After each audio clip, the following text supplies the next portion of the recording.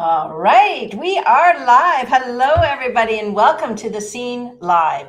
This is a show where entrepreneurs get real with conversation about fresh perspectives and the kind of insight that actually moves business forward. And I'm your host, Kim Speed. I'm a brand clarity coach at Purple Moon Creative. And every week I bring on a new guest who has actually been in the trenches of entrepreneurship, and they have something worth hearing. So, also, before we dive in today, if you're watching on YouTube, please hit subscribe for me. Give us a thumbs up. If you're joining us on LinkedIn, hit follow so you never miss an episode.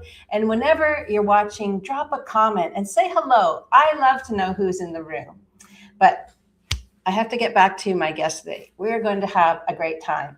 My guest today is a strategic advisor, a chief of staff to small business owners, author of 4 books, and host to multiple shows, including the Waco Experience and The Experience with co-host Russ Hedge. He believes that isolation is a killer in business, and that one conversation, and I've had this with him, can change your life or your business. He's also the creator of the Full Potential Accelerator. It's an 18-week program built on intention, discipline for successful leaders who are ready to stop coasting and start building a legacy that outlasts them. So please help me in welcoming my guest today to the stage, Scott Smith. Hi, Scott. Kim, I am glad to be here. Thank you so much. I enjoy your show. I enjoy our conversations. We always have a great conversation, and you always make me think of amazing things, that make me ponder and make me change things in my business. Like the last time we talked. Oh, you just went to mute.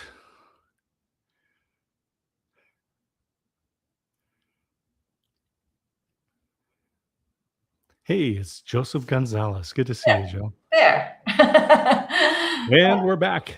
And we're back. So, hello.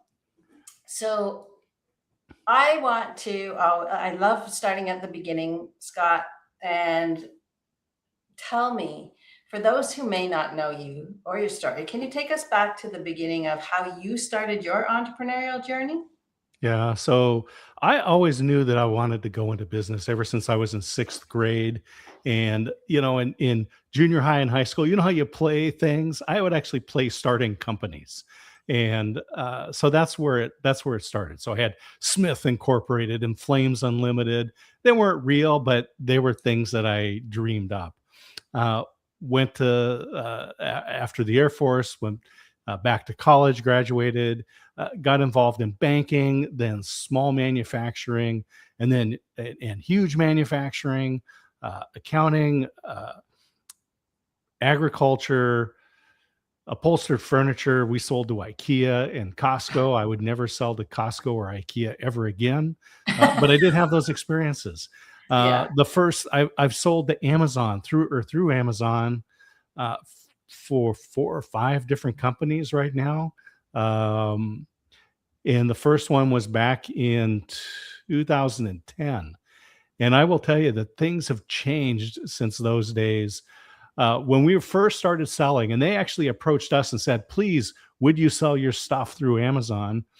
And they actually gave us the customer's email address, phone number, and all that stuff, right? You would never get that from Amazon today. Things changed. But I did. I worked for big, Bank of America, Hewlett Packard, small manufacturing companies. And I guarantee you that 100% of the people that are watching your show and ever been into a bookstore have handled my product that I made in a little family-owned company in Eugene, Oregon. It's these little, the plastic-coated wire easels, those little folding ones you see that hold books. Oh, yeah. And plates and all that stuff. Yeah, we made those out of Eugene, Oregon. Sold those things around the world. I was just down at Fabled Books here in Waco, Texas. with my daughter, and she was laughing because I'm picking it up. I'm looking at the little rivets on the side holding those together with the GH, and I go, "That's mine. I made those." So yeah, so I got experience working in a number of different industries, different types of companies. And then after I was an interim general manager at an upholstered furniture company, that gig ended, and I had already learned how to do social media. And so a friend of mine was on the board of a radio station and said, "General manager needs help with social media. And we know you've got some skills." So we met, had coffee. He hired me as a contractor. By the end of that month, there were 3 companies that were paying me to do social media management. I came home and told my wife, I said, "Well, I guess it's a business now." That's amazing. That's amazing. 13 years ago. Wow. Wow. You think about it. 13 years ago, and people were not really understanding social media, and look how far we've come. Oh Oh my my gosh. gosh. Back then, so when I started promoting companies through social media, and this was about 2009, 2010, and Yeah. anyone who said, "We know how to do this," and said they understood the science behind social media was just flat out lying, because it was in those days more art than science. I just want to give a shout out to Joe. Joe, you are a fabulous person. Thank you for tuning in. Um, Yes. Back Thank in you, those days, Joe. Welcome. it was more art than science, and so at the time, I also said never pay Google or Facebook for advertising. Just generate good content, get engagement. And the phrase that I used was engage and validate, right? You would engage Right, right. people, validate them. And that's how we grew the business. Today, it's a 180. I'm like, Yeah, organic content, whatever. Get enough out there so that people know that your page is active, right? If you're using whatever your platform is, put something yeah, out there occasionally so that when they go to your platform, and we can put this in terms of like a retail business. If you go to the front door of a business and the door is dirty and there's cobwebs and there's leaves blowing around the door, you think, is anybody home? yeah. Right? Are they And the still in same thing business? is like, look, it's here we are, it's May. If the last post you have on your social media is your company office party for Christmas, Yeah, you need to update. You need to get something in there. yeah. Um,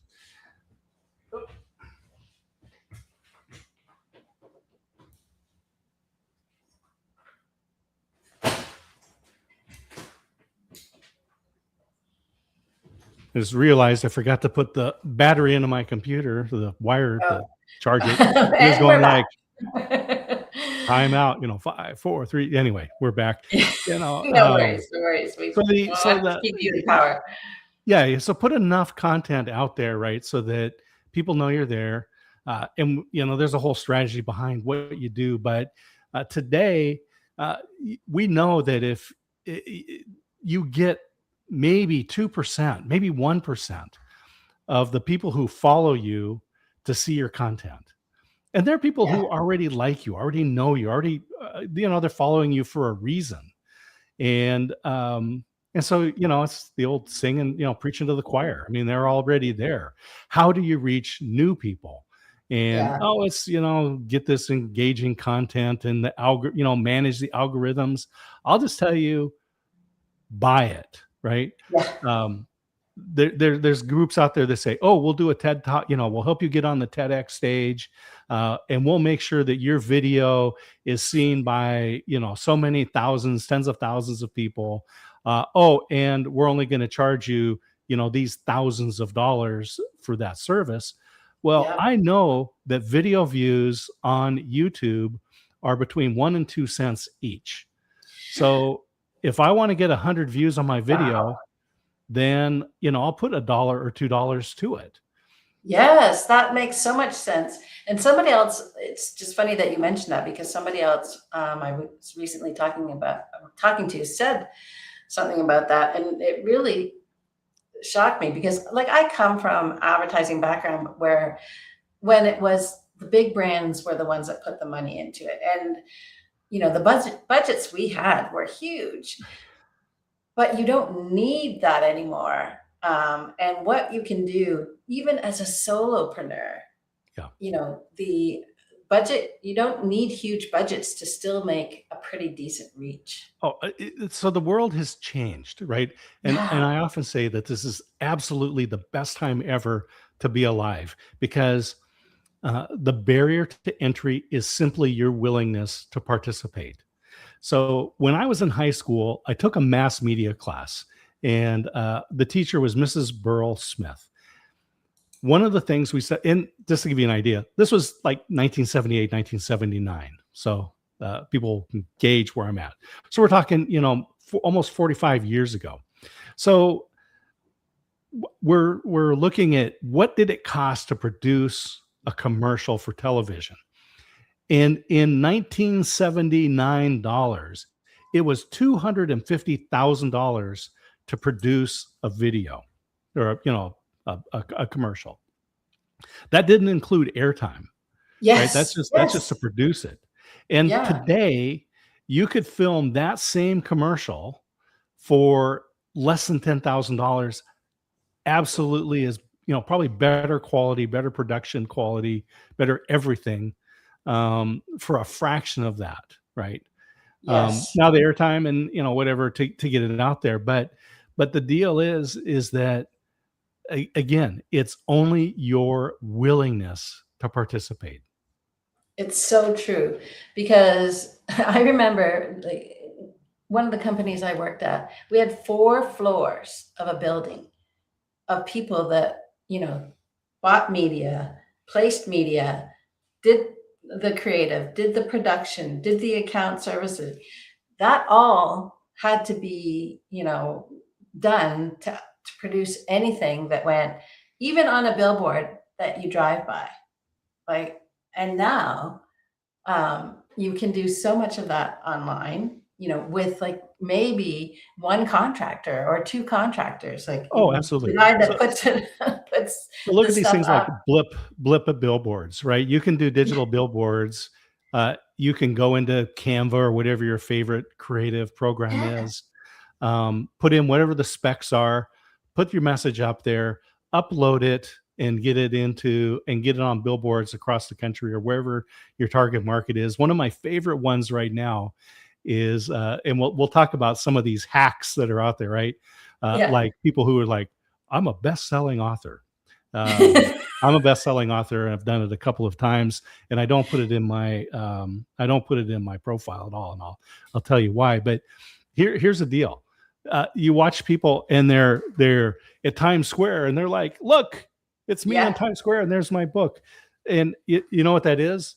That's like $250. Yes. It's You so go cheap now. online, Oh, you it's go I was online, shocked. you upload the picture, you Yeah. buy your time, they send you the moment, you go there, you're ready for the photo op, you got your camera person ready, and then your time comes, click, click, click, click, click, video, video, video, all the stuff. And like, because I remember the first time I thought, wow, that is so cool. Look, That's amazing. my Yeah. friend, my very, somebody that I've talked to is right there.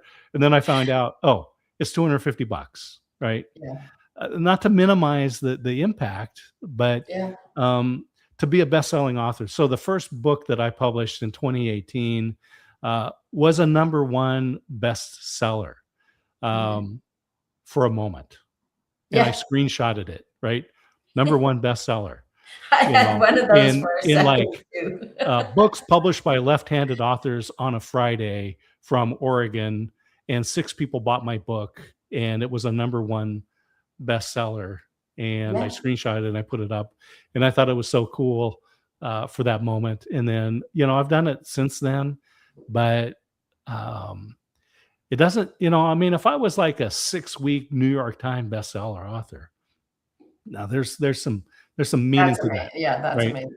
But Um, they but even anyway, pay for that too. They what's just pay that? a lot more. Oh, They pay. absolutely. Yeah. In Yeah. fact, they changed the rules when Donald Trump published his book, The Art of the Deal. He had all these hotels, right? Oh, And the yeah. hotels bought cases of his book. And at the time, the New York Times tracked how many cases went out of the warehouses to go as bestsellers, not retail sales to readers, right? But his book was number one on the list because Yeah, his hotels bought them that's true. Yeah, yeah, just using using. So they changed the system, but I'm just saying that it really comes down to having an impact, and and we cannot operate as small businesses, as individuals, as entrepreneurs, as small companies with 20 or fewer employees. We cannot do our marketing off of the Nike model.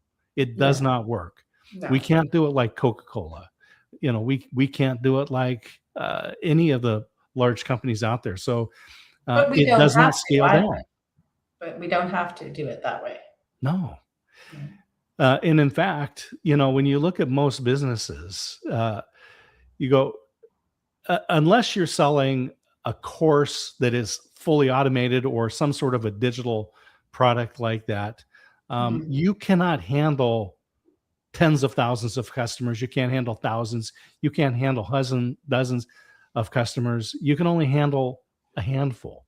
If you're an agency, if you're a marketing agency, and you've got maybe a team of 3 or 4 employees that you pay and some contractors that you work with, man, if you get like 5 customers a month, you're swamped. You cannot handle the work. Yes, it's Right. so true. And yet we're marketing like Pepsi, where you're going like, yeah, we need to sell a million bottles an hour.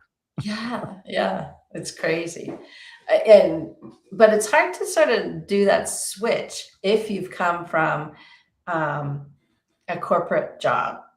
And I had to really, change perspectives big time, because I did come from like these huge budgets and um, being a little person in a big huge team, um, and expectations, and then trying to bring that down to a level that I still felt like was meaningful, or was going to do anything for me. Because at first I thought, this is not going to do anything. It took me a while to get my head around that it actually could. And the reason I want to bring this up is because you wear a lot of hats. You've done a lot of things, and you do strategic advising. You're an author. You're a radio show host. You're a program creator. So in that time, you've helped a lot of people, and you call it being the chief of staff. So I wanted to make sure that we got into what that is, because who needs a chief of staff, and what does that mean? So, this is one of those things. Back when I was working at Hewlett Packard, I'm not an engineer, but it is an engineering driven company. Yes. And in fact, the philosophy of Hewlett Packard, specifically for senior managers, was that it was easier to teach an engineer to be a manager than a manager to be an engineer. Well, I didn't have an engineering background. I had a business background, and was in accounting and banking, and came into supply chain operations. So I had to learn how to speak engineer, if you will, Yeah. right? Yeah. But I will say everyone has these inadequacies, right? No matter where you're at. But I was looking around and I'm going, I'm talking to people who were experts in glue, right? I mean, adhesives, right? Just sticking things together. And it's like, oh yeah, if you have this kind of a substrate and you're putting this thing on and this, you need these, and all the chemistry, and they're drawing out these things, and they understood it, right? Yeah. And they had deep knowledge, these subject matter experts. And I'm going, what do I bring? What skill do I have? And and really, I spent most of my career as a people manager.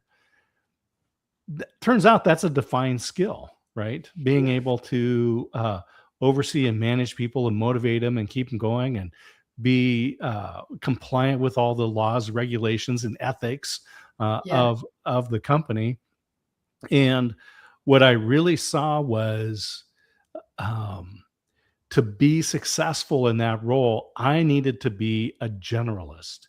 And when I escaped the corporate world accidentally and went on my own, it's like, I didn't come from a deep knowledge or expertise of supply chain logistics or Yeah. of marketing expertise, being, working for one of these Wyden and Kennedy type companies or something. Uh, but what I did bring was a generalist, right? So I'm not the HR guy, but I can help. I'm not the marketing guy, but I can help. I'm Yeah. not the operations expert, right? I don't have a degree in operations engineering, Yeah. but I can bring that to the table.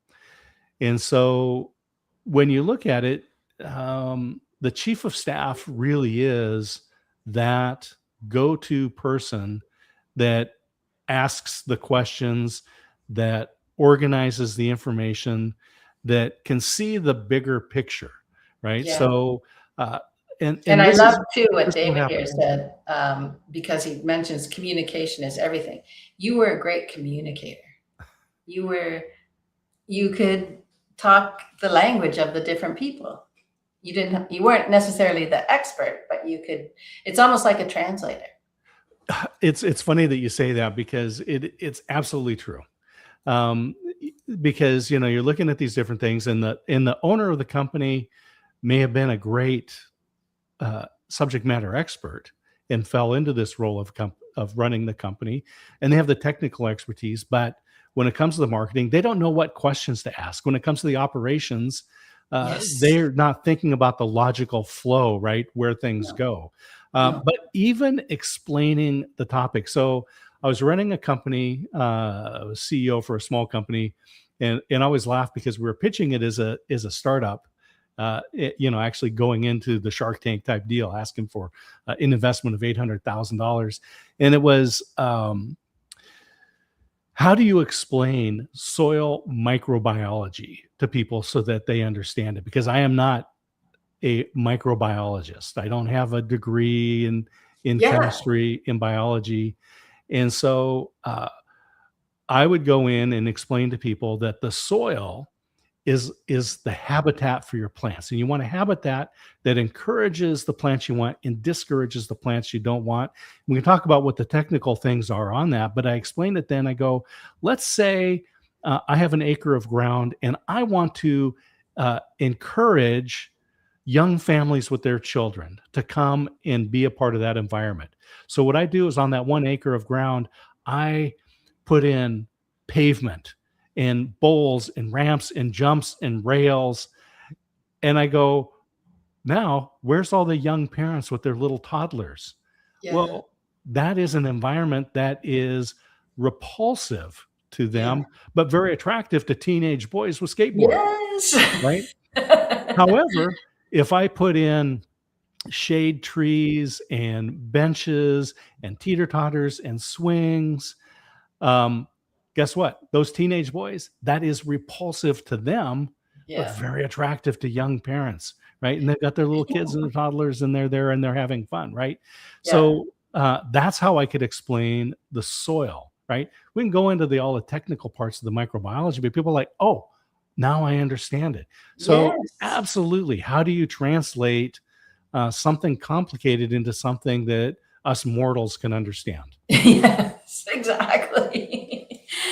So that is, so that is being a what you bring as being a chief of staff or a small business owner. So if Yeah.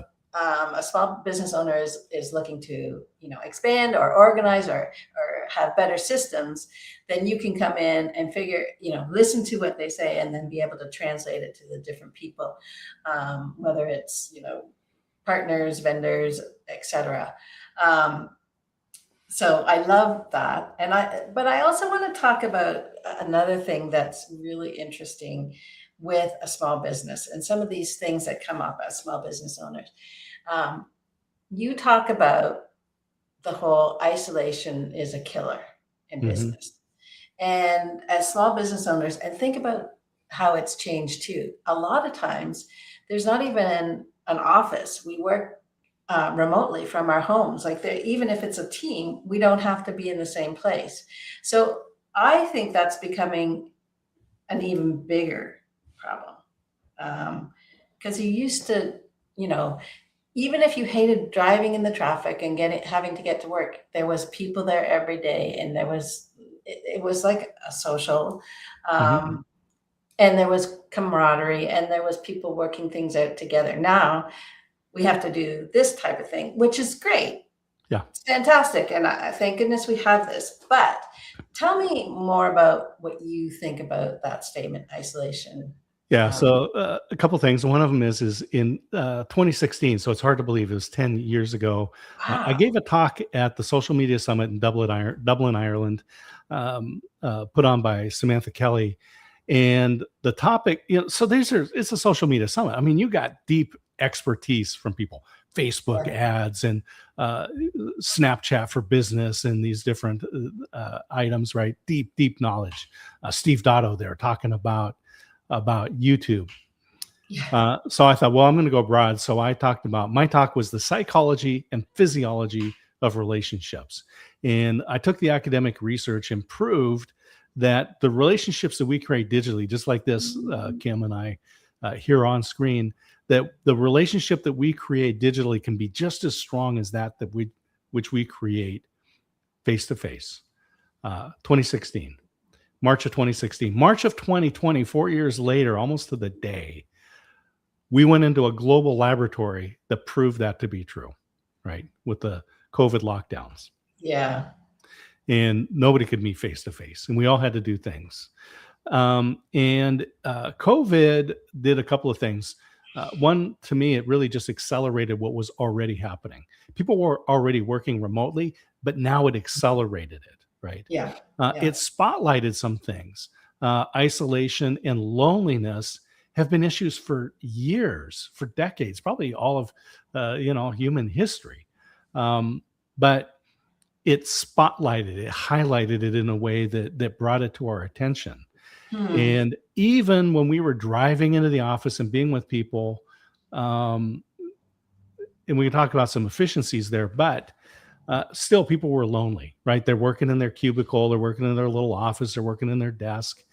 And although there's people around them to be able to say, hey, good morning, and talk about the weather, chit chat about your favorite sports teams, or what happened on your favorite TV shows or whatever, right? Yeah. Um, but there's what I'm talking about is something different, something about accountability. So Dr. Gail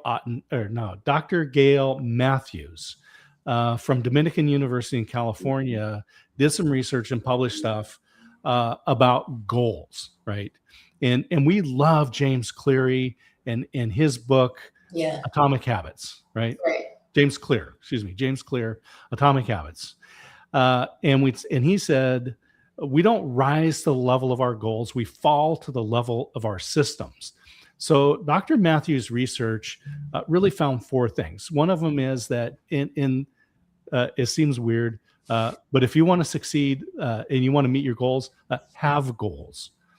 Which is Yeah. like, and I guarantee you that if we talk with most people, they actually haven't thought about their goals. They haven't, they really don't have, what do you want to do? I don't know. Yeah. So Yeah. have goals, right? The second one, write them down and come up with a plan on how you're going to meet those goals, right? That Yes. improves the probability that you're going to be successful. The third thing, tell somebody about them. Yes. Hey, Kim, I want to write a book, and I want to get published by next fall, right? Yeah. So now I've told you, I've given you a timeline, and but the fourth thing that you do is you have somebody hold you accountable, right? Hey, Yeah. Scott, this is you to me, Kim to me, saying, Scott, you said you were going to write a book. You want to get it published in the fall. So where are you at in the process? Oh, Yeah. well, I've written the outline. I've got, I've drafted a couple of different things. I've got some research. And then later, as we progress. Okay, so next time we talk, what do you want to have done? Right. Yeah. So this is the accountability thing. And so even though in the office place, we may be surrounded by people, you can be surrounded but lonely and not being held accountable for what you want. So when we talk about isolation as the killer, whether you are in a business working for wages, you have your own business and you go to an office and you have people, it still requires that you set regular accountability. So I meet every week with the different groups. There's a couple that I meet with every other week, and that's a small group face to face. And then I have one person I have lunch with every week. We hold each other accountable. And another person that I have a phone call with every week, and we hold each other accountable because we cannot do what we need to do on our own. So true. Yeah. And the ideas that I have in the vacuum of my head, they sound great. And then I go, hey, Kim, I was thinking about doing this thing. And you're like, oh, wait a minute. No, I'm not going to do that. Have you heard about this other problem that you shouldn't do that? Right. Or vice versa. Sometimes you will put, like, I'm my own worst enemy sometimes is I'll think of something and I'll think, no, that'll never go. But if I I speak to somebody weekly as well. And if I really want to figure out if it's something worthwhile, then I put it out there. I speak it so it comes out of my mouth rather than just stays in my head. So yeah, that's huge. That's huge. Yeah. So so this is the thing is that, say isolation is the killer. And so you need to set up, could be a mastermind group, could be one-on-ones, but you need to be intentional about this. Yeah. And it's peer mentoring is the best, right? Yeah. We also love Jim Rohn, right? That we are the sum of the 5 people we spend the most time with. And there's research out there that actually says it goes out further than that. There's research that says it's not just the people you connect with, but the people they connect with and the people they connect. It goes out like 4 levels. Yeah. And so, so what's going on in the people you connect with? And I'll just say, so I went back and I was looking at, so you did an episode early April with Steve Ramona. Yes. And he had some excellent information and stuff about networking and how you need to be intentional about it. And one of the things that I took away from it is that, he was very clear in numbers, right? People think marketing is creating cool graphics or writing the video, doing the videos or good copy, and marketing is math. And he was like, yeah, I talked to 5,000 people to get these, these sales. I mean, that was amazing, pavement, right? I know. It was like, oh, really? I don't want to think about it in that term. But yeah, that's how he built his business. Yeah. And you need accountability to be able to do that. It was like, did you make your calls today? Where are you going to get the list of calls? Yeah. And this goes into part of what I talked about in, you mentioned the full potential accelerator. And so you have a great book, talks about your journey into entrepreneurship once again, where you had a job, you liked your job. They said, we don't need you to do the job anymore. Yes. And so I encourage people to go to the book. So if we go to dscottsmith.com/Kim Speed, people can go and get your book right there. Link is right to Amazon, and also Full Potential Planner or Full Potential Accelerator. So the deal is, we would like to think that life is more intentional than it is. And so if people go to that, if they click on it, there's a Google form. And here's the deal. I have no marketing funnel. There's no email list that you're going to be added to.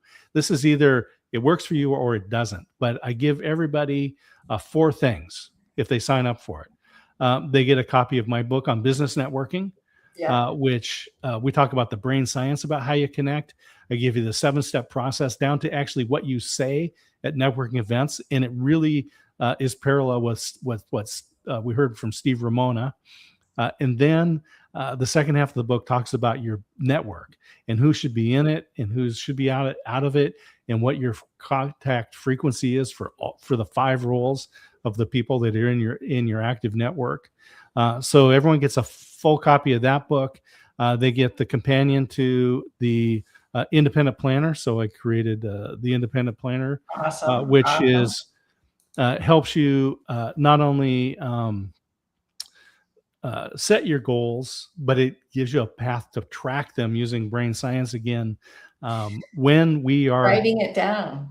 Yeah, you write it down, but then also you look at your day and you go, okay, part of my goal is to promote the things that I'm doing. So that's a goal that I have. Yeah. And Kim says, be on her show. So I put it on my show, and it's directly tied to a goal. So I Yes. can put that onto my planner that says, part of my time, part of the 1,440 minutes that I have every day, and I used them all yesterday, I will use them all today, and I will use them all tomorrow. But will I use each of those minutes to its best and highest purpose? Well, if I'm meeting with Kim, that 60 minutes was definitely for its best and highest purpose. Yeah. And so not only do I put it on the calendar, but I get to check it off. I get to fill in the little bubble. And when you do that, I have success. I fire off the dopamine. I want to do that again. Right. I love that feeling. I love that little check. Right. I love that check. And you know what? It's why I watched an admiral from the U.S. Marines or something talk. And one of the things that he said to me was, or said to everybody, but I was listening intently. He said, make your bed. Yeah, absolutely. That's a very famous video. Yeah. Right? It's not that I didn't, but you know what I do now is I do it the very first thing. Oh, absolutely. So that it's like that check. Yeah. I wake up in the morning, I make the bed while it's dark, right? It's I haven't even turned on the lights. I make the bed and I open the blinds. Yeah. And so when it gets light, the room is full of light, right? I mean, it's just having routines, habits, and rituals are important. So in the companion to the independent planner, everyone gets that full book. It's copyrighted at the U.S. Copyright Office, all that stuff. All the information is in there on how to be intentional about setting your life up, right? Creating a 3-year vision for your life in 6 areas. And I'm in the 3rd year of my second 3-year plan right now. And a lot of people know, many people don't know, my wife unexpectedly died on May 5th. So just days ago. Just a few weeks ago. And so, obviously that impacted my life. And so I'm in the process of going through and like, all right, so now how do I live my life? Yeah. But I have structure in a plan. And I will tell you that for the 3 weeks that I was with her in the hospital, having daily structure, I made the bed every day when I was there in the hospital. I got up in the morning and I made the bed and I arranged the room for the day. And at the end of the day, I set it up into, sleep mode, night mode. But these are the things that you have to have, structure and discipline in your life. So so if people sign up for the Full Potential Accelerator, they'll get the book, Business Network and Scientific Method. They'll get the companion to the independent planner. They'll get 2 academic papers. One of them is Pragmatic Prospection, and the other is The End of History Illusion. And The End of History Illusion, I was going to ask you about that because I went through and I thought, what is, like, I was looking at the list of things. And I have to say, before you even answer that, I love the simplicity of your marketing. Like, and I want people to, if anything else, just click on this page because it doesn't have to be fancy to be effective. So please check out Scott Smith's landing page with information on things and, learn from that. But it's a hidden page. It's only available to people who watch your show. Which I love. It's like, the little Easter eggs. Right? Yeah. So tell me about that Yeah. So the end of history illusion says that we underestimate how much we're going to change in the future, although we can very clearly describe and define how much we've changed over the past. And they looked at this is an academic study where they looked at people at various ages, right? Young, middle-aged, and older folks. And everyone said the same thing. When they looked forward, they said, I'm going to change very little.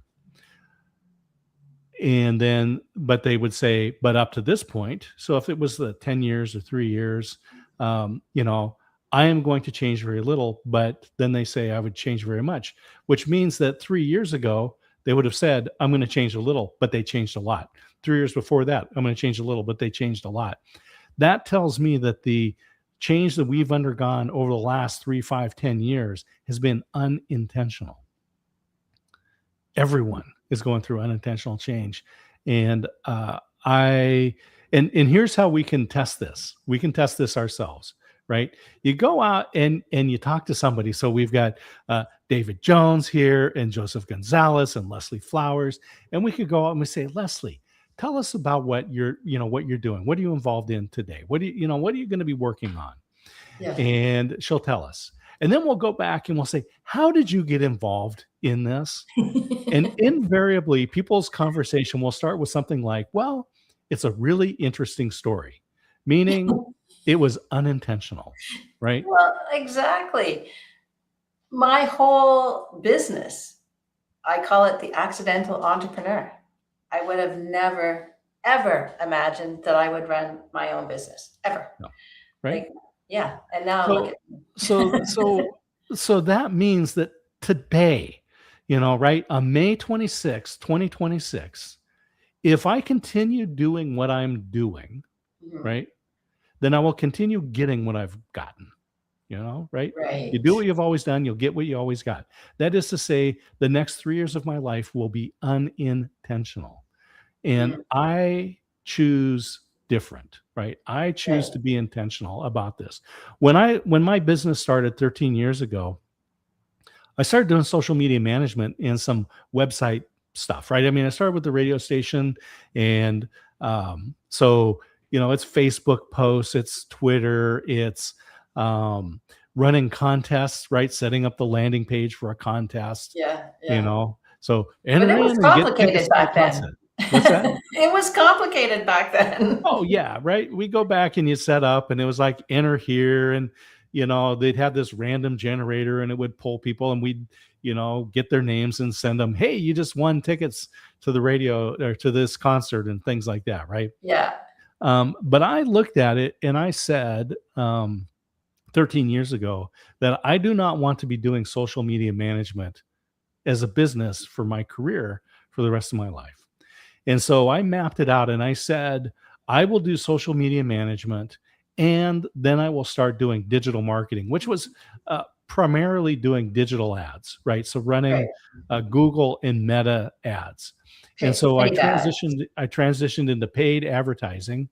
Right. And, at one time, one of my clients, the world's largest reseller of used shipping containers, I can't think of anything less glamorous to advertise, right? Used shipping containers. We had a budget of $30,000 a month in Google ads alone, right? $30,000 for our shipping containers? $30,000 a month, right? But we're selling like $4.5 million a year in shipping containers, and the profit margin on them. I was running ads for an RV dealership, spending $3,000 a month per location on Meta ads, on Facebook ads. Wow. Right? Yeah. But just to give you an idea, we opened up a new location, and we had a brand new salesperson there. She was a single mom, her first sales job. On the day of our grand opening, she sold a used motorhome. The dealer's profit on that motorhome was $50,000, and her commission was $12,000. She made more money on that one sale than she did the entire year before, and she's like, "I love this job."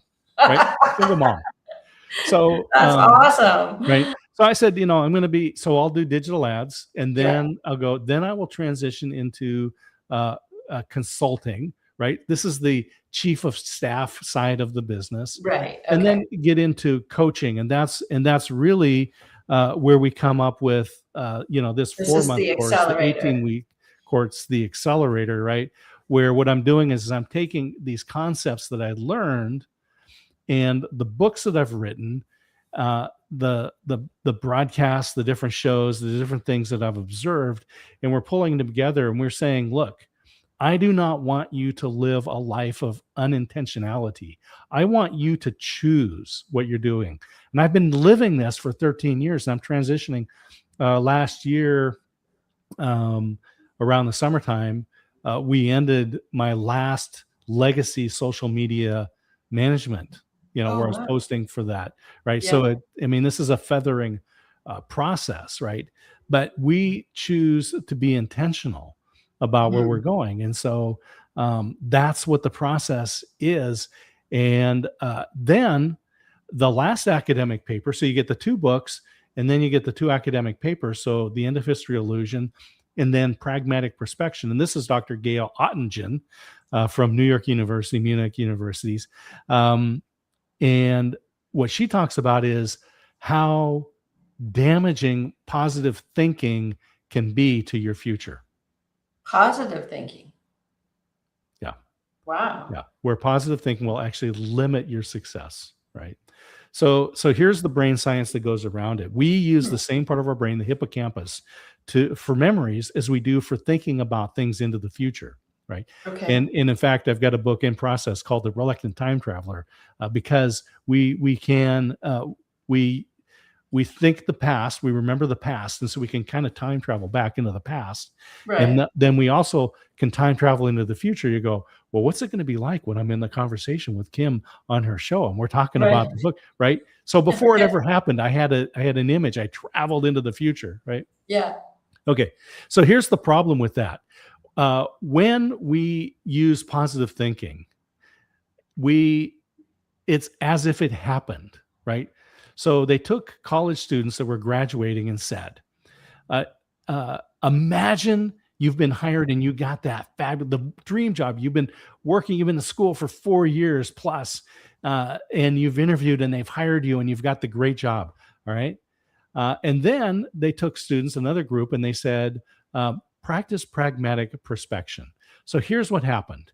The students that were practicing positive thinking had fewer job interviews, fewer job offers, and 2 years later were earning less money than the people that practice pragmatic perspection. So now you're going, okay, so what's pragmatic perspection? What's the deal? So here's the difference. And this is back where we go back to Dr. Gail Matthews and having an accountability person for your goals. So pragmatic perspection says, all right, imagine, Kim, that you've got this successful agency, you have employees, you've got contracts, you've got people waiting to come and use your services, right? Yeah. Okay. What stopped that from happening, and how did you overcome it? That's the difference. So pragmatic just means practical. Prospection, right, is looking forward. Introspection, looking in. Retrospection, looking back. Prospection, looking forward, right? So so you tell those students, all right, imagine you got this great job. What stopped it from happening, and how did you overcome it? Well, I get very nervous in interviews and I forget things. So I wrote notes, right? Who's the president of the company? What are some great projects that they've been involved in? What are the things that excite me about the company? They're written down. I forget people's names in interviews, and I'm going into a panel interview. So I took a piece of paper and I wrote, Kim is sitting here, and Joseph is sitting here, and Leslie's sitting here, and David is sitting here. So as I'm talking, I could turn and say, well, David, that's a great question. Thank you for asking me that. And that really refers to what Leslie was saying, right? So you said, how did you overcome it, right? So now it's not just imagining that it's happened and feeling like it's a memory. We're saying, I took action. And Okay. when the barriers came up, I had a plan. So follow Dr. Gail Matthews' plan, right? Yeah. Have goals, write them down, tell somebody about it, and have someone hold you accountable.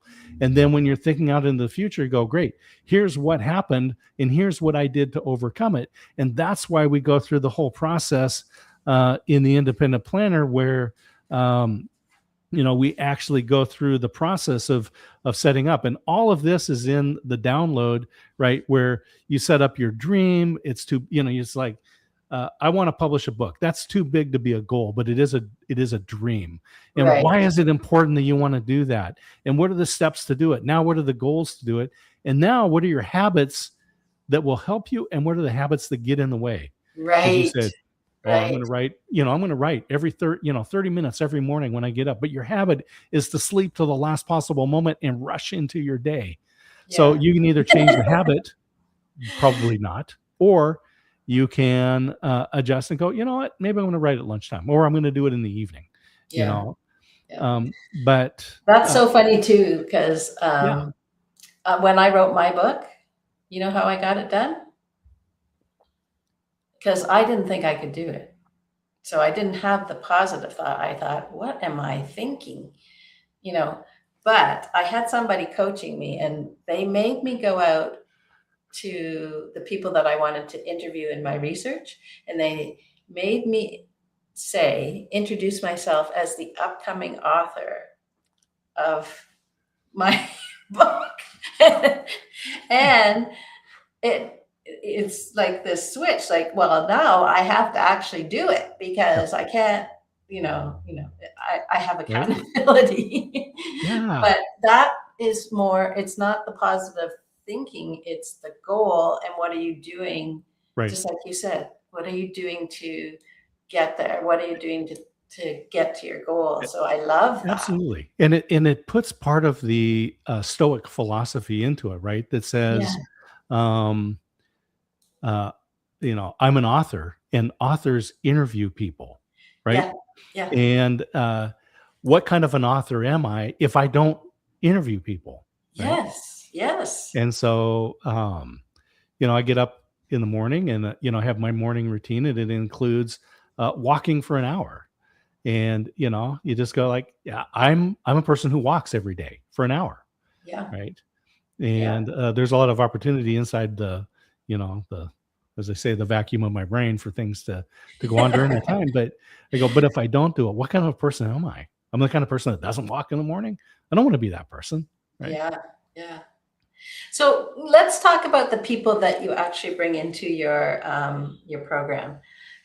So there's a lot of people that would listen to this that maybe don't have big teams, and they're not big corporations.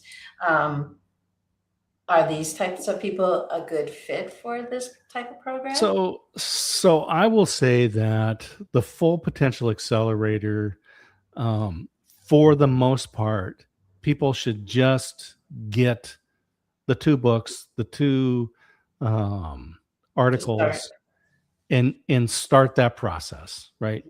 And implement it. The people that are going to work directly with me for 18 weeks, because this is not done for you. This is not, I'm not going to help you write a book. What we're doing is we're creating an intentionally structured life that creates space for you to do something that has been put off. And so think about, so I was just talking to someone who's, had an engineering degree, and their minor was in French. So there was a reason for that, right? And so with the pressures of career and family and paying the bills and doing these things, mastering the French language was put to the side. Now that person is a successful engineer, an accountant, an attorney. Their business is running. I will just say somebody whose asset generation is on automatic, right? But there's more to life than making money. In fact, when I give a talk, I usually end with the phrase, it's not about making money. It's about living a life that makes a difference. And Yeah. so we want to add to our body of work. We want to add to our legacy. Gentleman we were just talking to this week said he is in the process right now of adding to his obituary. Right? I mean, so when they get his obituary, he wants it to say he published books. He did things. volunteered with nonprofit organizations, and so I'm looking for, specifically for this program, people where asset generation is on autopilot. That's done, but they want to leave an impact. They want to, it's learn a language, learn to play, master a musical instrument, publish a book, start a nonprofit organization. And I will just say that, I've studied languages. I mean, I grew up in a bilingual household, speaking Spanish, right? My great grandmother only said one thing to me in English. Wow. She said, "You should speak Spanish. It's good for you." I studied German. I studied Greek. When I was in the Air Force, I studied Korean, and that's what I did. I was, I was in Language Intercept. I play bass and guitar. I've written songs. I've done some recording. I've done these different things. A number of years ago, we started a nonprofit, Advocation, where we focus on high school students that are interested in trades as a career. I'm a board member on Uplift Leadership, where we provide career guidance to college and high school students. These are things that I can do because I'm in a position where I can allocate time to that. And I know that these are all parts of my legacy, right? The books, the first book that I published in 2018 and the ones that I've got in process. And I will tell you that it was hard to lose my wife for a number of reasons. And one of them was last fall, I set out a plan for 15 years. I had 15 years set out with different projects and books and things to do, and they all involve my wife. And so now I have to go back and retool all of that stuff. But I have a plan. I know where I'm going. I know what I'm doing, right? Yeah. And so I want people to be intentional. So for the most part, just apply to the accelerator, fill it. There's a Google form. You fill it out. You're not going to get you're not in an email drip list. You're not getting, there's no community. I'm not sending out YouTube short videos and go, and for early access buyers, get this discount. It's like, look, this is either going to work for you or not. Yeah. Right. Well, and I love that. And that's why I wanted to bring it up. Like, even if you're not going to be in the program right away, go and check out this landing page.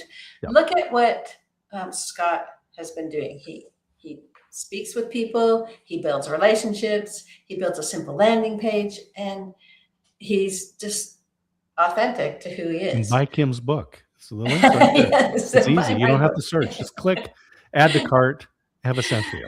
Yes, I appreciate that. But really, I have to just say, the way that you do marketing is brilliant. It's just, you don't make it complicated. And I think that is, if somebody were looking to get to some of their dream goals, that I see those people as being, perfect people for the program. Now, there is one other thing I still wanted to talk about. I love your Full Potential Accelerator. I think that's great. And there's a lot of people that it'd be perfect for. But I want to talk about the one other thing that you have going. And it's something very different. It's another business that you have, present gifting. Yeah, present gifting, presentgifting.com. People can go. Because you don't do enough, Scott. Yeah. So I'll give you the genesis of this. I went out to buy flowers for my wife for her birthday, which is right after a Valentine's Day, right? So you get Valentine's flowers. Now it's her birthday. I'm buying, and I will tell you, guys do not understand flowers, but we know they work. So men, follow the process. Just follow the process. Right? From my husband, from my wonderful husband. See, right? It works. Just follow the process. So I'm down at the flower shop, and a friend of mine owns it, Twyla, and I asked her, and I said, we just have Valentine's Day. We got, I'm buying flowers for her birthday. Mother's Day's coming up, or anniversary's in August, right? Is there a service? Can I just sit down with you and just give you all of these things and a budget and my credit card, and you just say, yes, do you still want to send a $75 bouquet to your mother-in-law, right? Yeah. And just text, and I'm like, yep, do it. Well, she said no, but it would be great if it existed, if that existed. Yeah. That was years ago. So I had an opportunity to be in a startup weekend, and I went there because I was new to the community. Right, this was last year in May, so a year ago, just a year ago. I had been, so I'm like 7 months into Waco, and I thought, oh, this will be a great opportunity for me to meet people. So I go to the accelerator, Startup Waco, and pitch this idea, and I won the competition. So they gave me some money. You won! I didn't know you were the winner. Oh. Yeah. So won the competition. They gave me money, and so I go, great. So now I'm gonna create present gifting. So I brought a friend of mine in that is good at AI, and we built this as an AI first company. And this is one of the things that I promote as well. Go AI first, because a lot of things right now, people are going like, you can automate your accounting, you can automate your marketing, you can do, you can have AI can read your inbox and do all these things with it. I'm like, great, but what can we do that's new, right? What is AI giving us that's new? What So can it build? we created so we went AI first. So here's the concept. Go to presentgifting.com, sign up. It's a free account. It's always going to be free. We are not going to charge for this. Oh, so it's not even a membership? Nope, no membership, no. But what you do is you sign up, and then you put in the important people in your life, and you put in the important events for that person that you want to remember. And then you'll get little gentle reminders that say, hey, your mother-in-law's birthday is coming up in 3 weeks.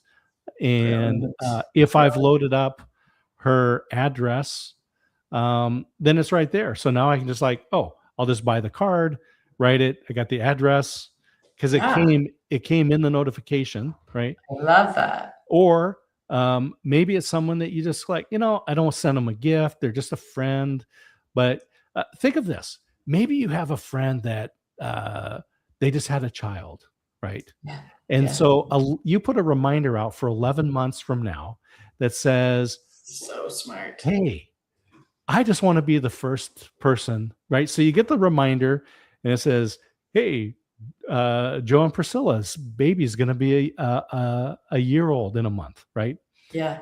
And their phone number's in there. So all I do is I give them a quick text and I just say, hey, I just want to be the first to say congratulations on the 1-year birthday of, or maybe it's like, maybe they had a June baby and Christmas is coming up and it's their first child. And you're just like, this is going to be the best Christmas ever, right? Yeah. And you send them a text message, right? I love that. Because we start with the premise that says relationships are important and moments matter, and gifts are only a tangible reminder of the deep relationships that we have. So people put these things in, they get the reminders, and the second part of this is that we'll add later, and this is part of the AI driven, is we look at the relationships, we look at the preferences. So you put these preferences in, and then we will give you curated gift ideas, right? Oh. Right. And so and based on your budget preferences and all that stuff, right? So we're not going to say, hey, here's a $500 gift for somebody who's, maybe a more distant relationship. Maybe, all you've done is some text messaging to them. So like, here's a $25 gift idea. Yeah. Yeah. You have different Absolutely. ranges. So it's curated, right? Yeah. And so, but and based on the relationship. So I put my daughter in. Yeah. And then, my other daughter has her in there, and then her husband has her in there, right? Yeah. So then the gift reminders come up, and it says, "Hey, Bethany's birthday is coming up in in 4 weeks in September, right?" Yeah. And so, and it gives me a dad gift. Hey, look, here's and she likes bling, right? So here's a roadside emergency kit, but it's in a blingy bag, right?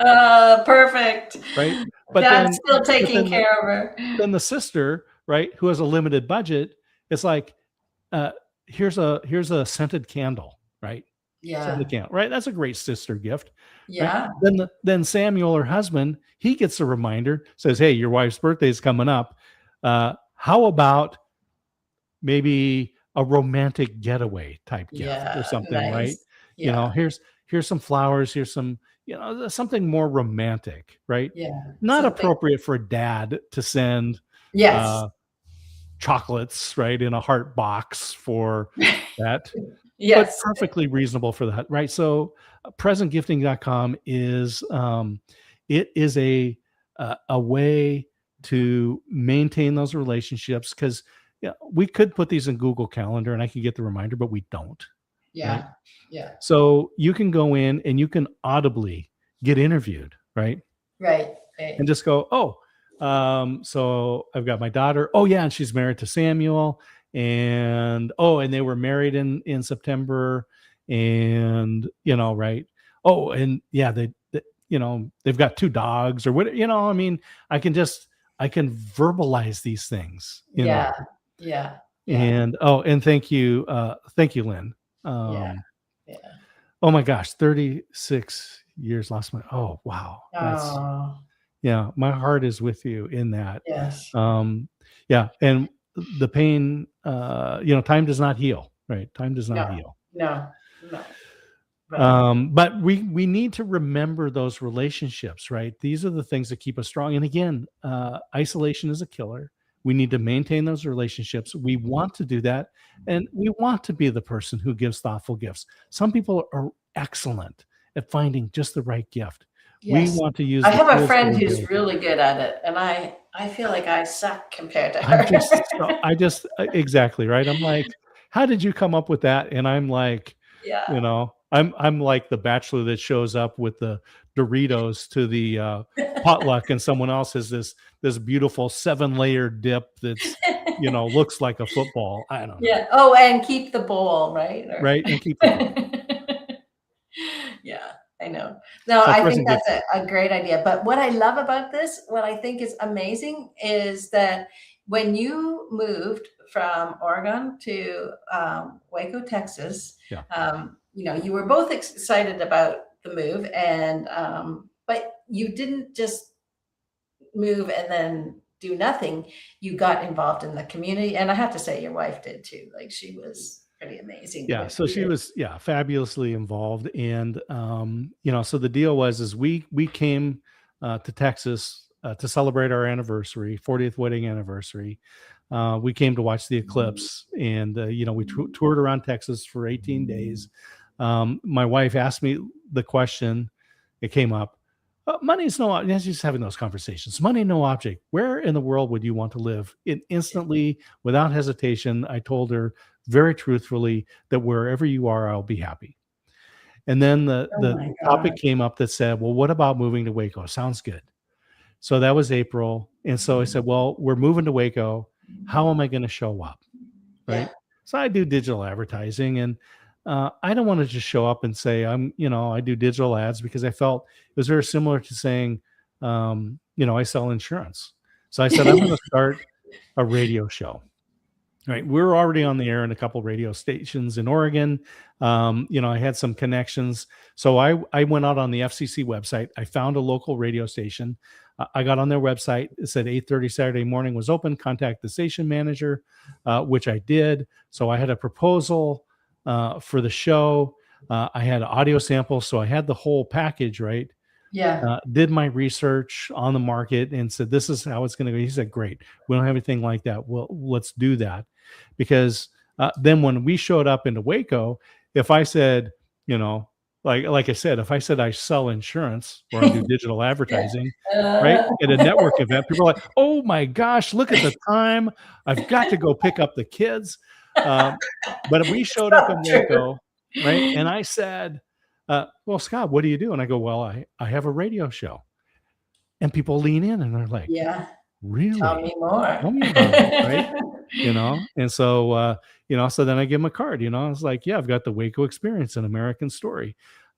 Texas is a very patriotic state, so red, white, and blue. It's veteran owned, so I have the the insignia that from the 6903rd Electronic Security Group. That was my Wow. organization when I was in Korea doing radio intercept.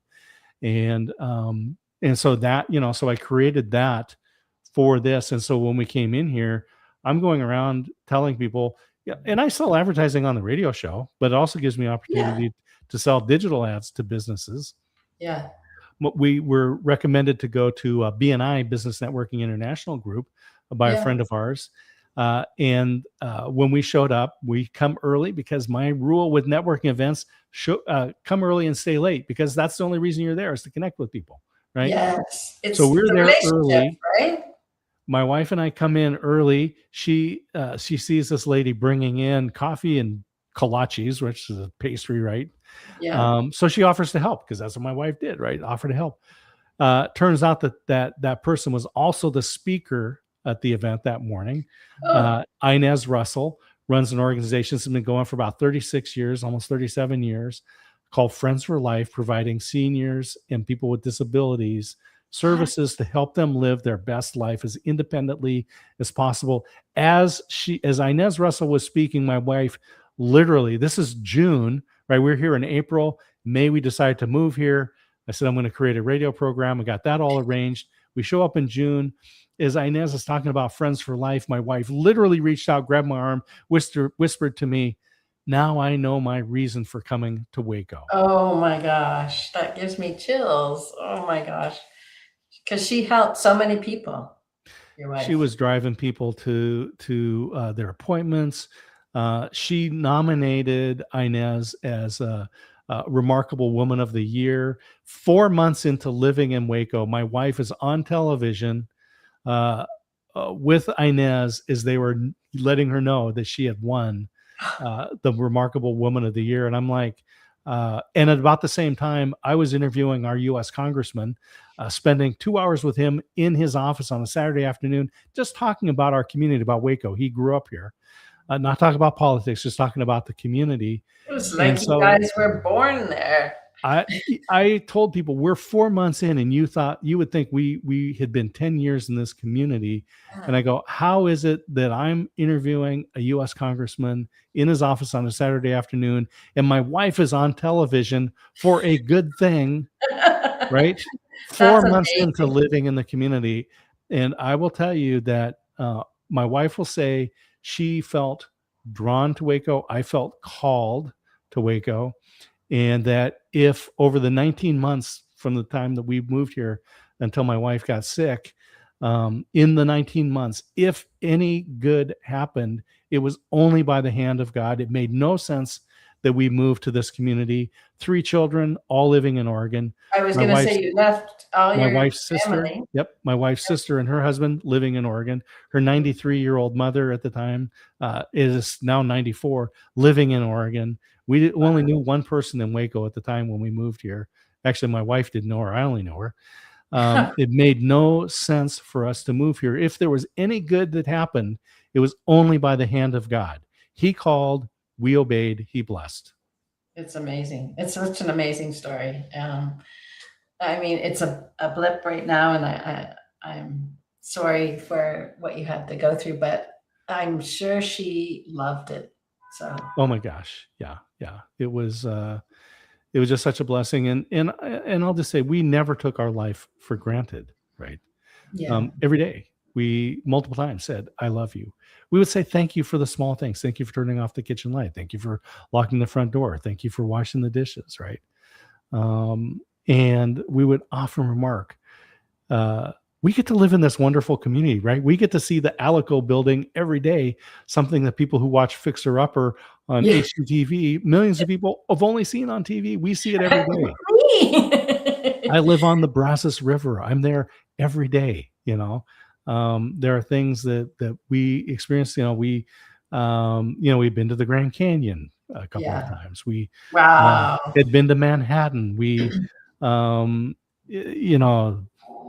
Old Faithful, Crater Lake, San Francisco. I mean, we cannot count the number of times that we have been to Disneyland together. We were there on our 40th wedding anniversary day. My Oh, grandfather he was a migrant worker. He started working in Disneyland a year before the park opened, and that's where he retired. So I grew oh up in my God. Disneyland, and so it was important to us that we were there, Yeah. and we did not take for granted these things. And so um, I miss her deeply and will forever.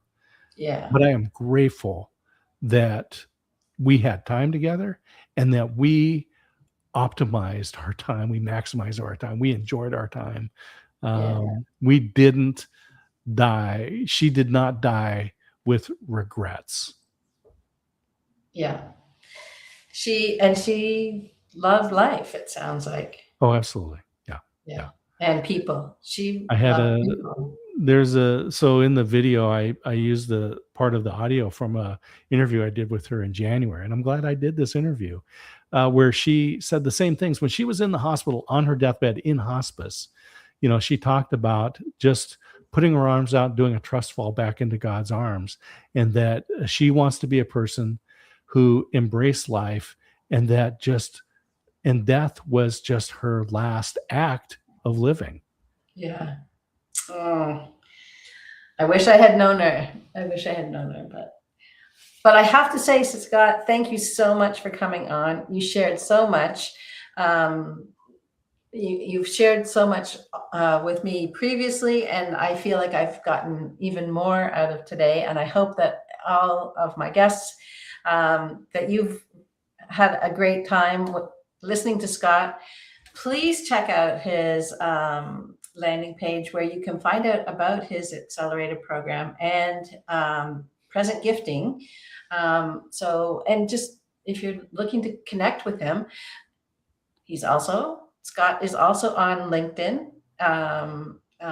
And you can catch his show, The Waco Experience and The Experience, which I believe that I get to be a guest on soon. Yeah, absolutely. Yeah, the experience live with Russ and Scott. We're in Yeah, year 6, and yeah. we have the experience local, which is Mondays every week, and I think 3 years now in that show. And then the Waco Experience, an American Story, is I'm getting ready to ship off episode 85, 86, Oh, something like already. that. Wow. Yeah. Wow, that's amazing. Anyways, you have numerous shows on the go, so please go check out Scott on LinkedIn as well, and and check out his shows, check out his books, because he's full of resources. Whether you're a business owner or if you're just trying to embrace life, or get over some things. I feel like we've touched on a lot of things today, and I really appreciate your openness and sharing with us. So thank you so much. What an honor to be on your show and just hang out with you, Kim. It just means so much to be here. Well, like I said, I was so thrilled that you were still coming on, and just after your tragedy, and look at all of the value that you have brought everybody. So, if you are a business owner, just take a few minutes and think about some of the things that Scott has said. A lot of building a business is simpler than we make it out to be. But I loved, there's dreams that you can have. You want to have this amazing business or life, but how do you break it down into the goals, and how are you making those goals? So that's what I really took out of some of the things you said for business owners. So thank you so much. So thank you, everybody, and we'll see you next time. Get in touch with Scott. Have a conversation. You won't regret it, and you'll be amazed at what you learn. So thank you, and we'll see you next time on The Scene Live.